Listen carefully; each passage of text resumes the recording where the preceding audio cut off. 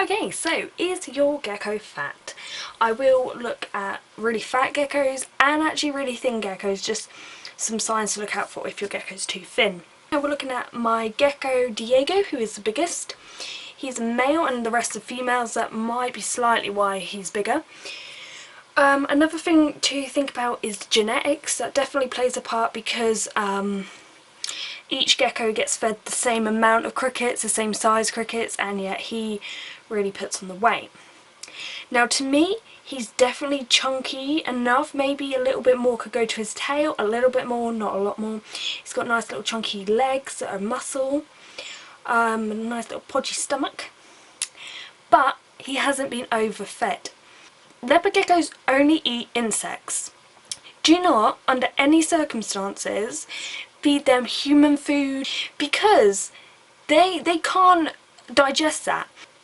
So one of the main things I see now, I get sent quite a few leopard gecko pictures, and it's definitely hard to turn around to someone and say, I think your gecko's really fat. Firstly, reptiles are not evolved to eat every single day. They're not like grazing animals, like, you know, like cows and guinea pigs. They just constantly need eating and chewing on things. Geckos aren't, and so they don't need food every day. As an adult, you've really got to split it up. I usually actually feed these guys once a week. And as you can see, they're a healthy size. They're definitely not overweight, they're definitely not underweight. Always give them calcium and vitamin. Obviously not at the same time, but they need it, it's required. Don't be mean. If you know, these supplements can be expensive sometimes. Don't cop out. If you're going to get a leopard gecko or any type of lizard, make sure you can meet the requirements. So if you can't afford it, don't go for it. Another thing, because I said I look at thin geckos, is one way I can tell if a gecko's tail's too thin. I'll just put Diego back and get my little chalkboard. Okay, sorry, this is like the first time I'm writing on this chalkboard, so I apologise in advance. So when you look at a gecko's tail, hopefully you can see this, it is sort of bumpy and it goes a little bit straight at the end. So it has to be like that. You also notice that it's sort of they have slightly bigger scales just on top of these bumps. Like this on both sides, so if we're like looking face down at it. So these are like the patterns and so on. Now one way I can personally tell if a gecko is too thin is if you have this tail and these scales are pointing really back like this. And this is like because these aren't podged up enough that these actually stand up. You know what I mean? I should be a teacher. Great language, podged up enough. But anyway, so what I find is I know my geckos are healthy enough because these scales are just up. They're not tilted back, they're just up. And that's enough. And you haven't got an African fat-tailed gecko, so you don't, they store their fat in their tail, but you don't need to make that massively fat. I only have 3 types with me at the moment. One thing I have found whilst doing some research into this is actually silkworms aren't actually too bad for leopard geckos. Apparently they aren't too fatty, but they have liquid in them and protein and stuff, so actually, I don't know how often you feed silkworms or how many, but apparently they're quite good. In England I can't seem to find them in shops. I don't usually get my insects from shops because to be honest, half of them are usually dead. I actually get mine online on eBay. Okay, so first of all I'm going to look at my least favourite. And these, if you've seen my other videos, have been here months. But I don't like to see them starve, so I still feed them. I throw them a grape. These are mealworms, and a lot of breeders online seem to feed their geckos with mealworms. I don't know why. I guess if you have loads of geckos, it's just easier. These don't need too much storage. They don't tend to escape. You just throw them in. If you don't have substrate, that's not a problem. But to me, they're just like crisps. You know, like I guess in America you call them potato chips, but just little pointless bits of food that's not healthy for them in comparison to crickets. Also, if you do have substrate like me, they are the biggest pain. Oh my goodness. Even if you try to use a dish, they will crawl out. And then they get under the substrate, and then like one must have escaped because I found a beetle in one of my gecko's tanks.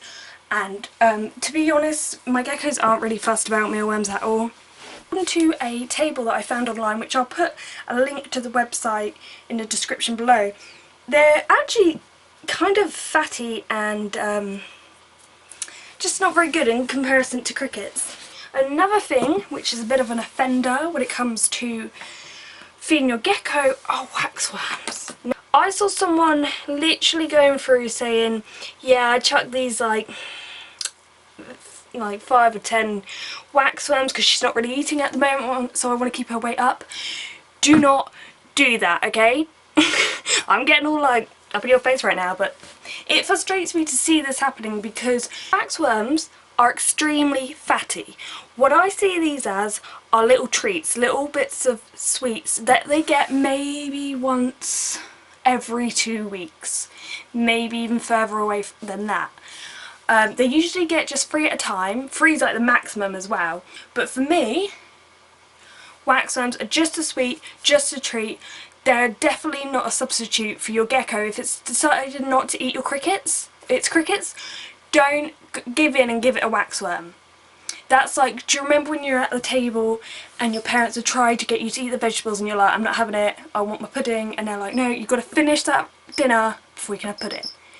That's what it is. You have to keep on going with the crickets. Don't give in, because once they get on these, they won't even really want to bother with the crickets. My favourite. Okay, so if anyone asks me, I always tell you crickets are the best.